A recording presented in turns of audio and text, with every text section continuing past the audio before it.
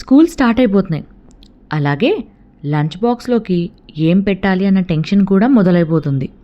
తక్కువ టైంలో ఎక్కువ హడావిడి పడకుండా సింపుల్గా ఈజీగా ఏదైనా చేసేయాలన్నా, పిల్లలు గొడవ చేయకుండా హ్యాపీగా తినేసేయాలన్నా ఒక్కసారి ఈ టమాటో రైస్ రెసిపీ ట్రై చేయాల్సిందే. ఇది ఓన్లీ పిల్లలే కాదు, పెద్దవాళ్ళు కూడా చాలా ఇష్టంగా తింటారు.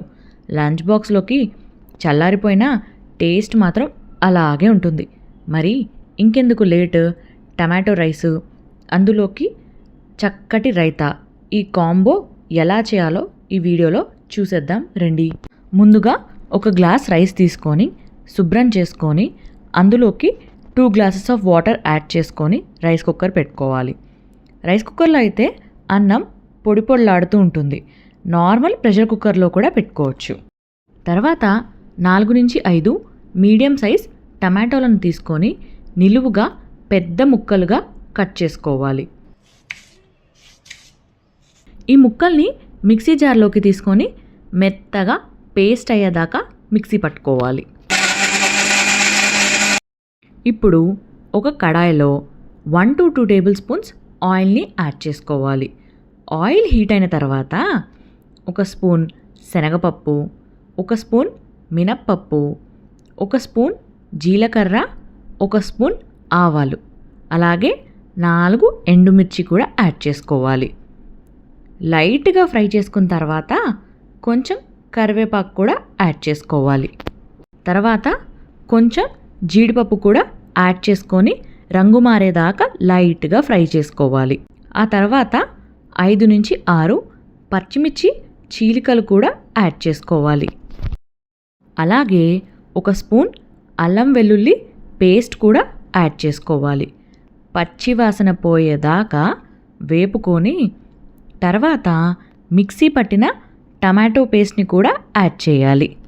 బాగా కలుపుకొని మూత పెట్టుకోవాలి. ఒక 5 మినిట్స్ తర్వాత మూత తీసేసి కొద్దిగా పసుపు, రుచికి సరిపడా ఉప్పు కూడా యాడ్ చేసుకోవాలి. ఉప్పు పసుపు పట్టేలాగా బాగా కలుపుకొని మళ్ళీ మూత పెట్టుకోవాలి. ఒక 5 నిమిషాల తర్వాత కొంచెం నూనె పైకి తేలుతున్నప్పుడు ఒక 2 స్పూన్ల కారం కూడా యాడ్ చేసుకోవాలి.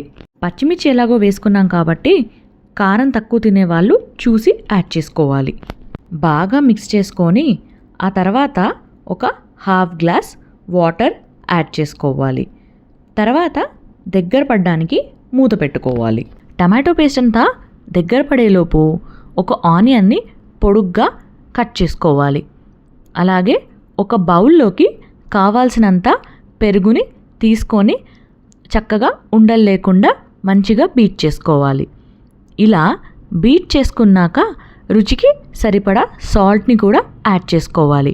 తర్వాత కట్ చేసుకున్న ఆనియన్స్ కూడా యాడ్ చేసి బాగా మిక్స్ చేసుకొని కొంచెం కొత్తిమీర యాడ్ చేస్తే మన రైతా రెడీ.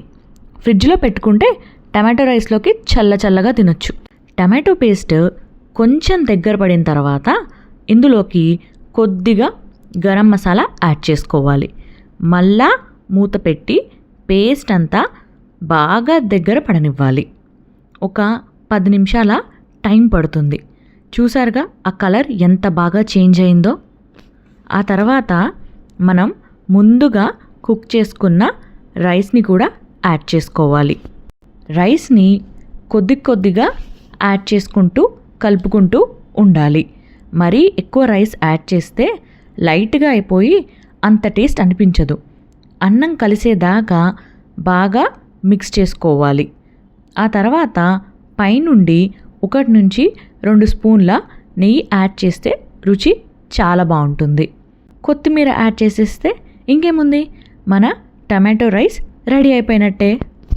చూసారుగా, చూస్తుంటేనే తినాలనిపించే ఈ టమాటో రైస్ ఎంత ఈజీగా రెడీ అయిపోయిందో. ఇంకెందుకు లేట్, ఒక ప్లేట్లోకి ఈ టమాటో రైస్ తీసేసుకొని మనం ముందుగా ప్రిపేర్ చేసుకున్న రైతా కూడా పెట్టుకొని కలుపుకొని తింటుంటే చాలా రుచిగా ఉంటుంది. మీరు కూడా ట్రై చేసి ఎలా ఉందో కమెంట్ చేసేయండి. మీకు మా రెసిపీస్ నచ్చినట్టయితే లైక్, షేర్, సబ్స్క్రైబ్ చేయండి. మరికొన్ని మంచి మంచి వీడియోస్తో మీ ముందుకు వస్తాం. అంతవరకు బాయ్ మరి.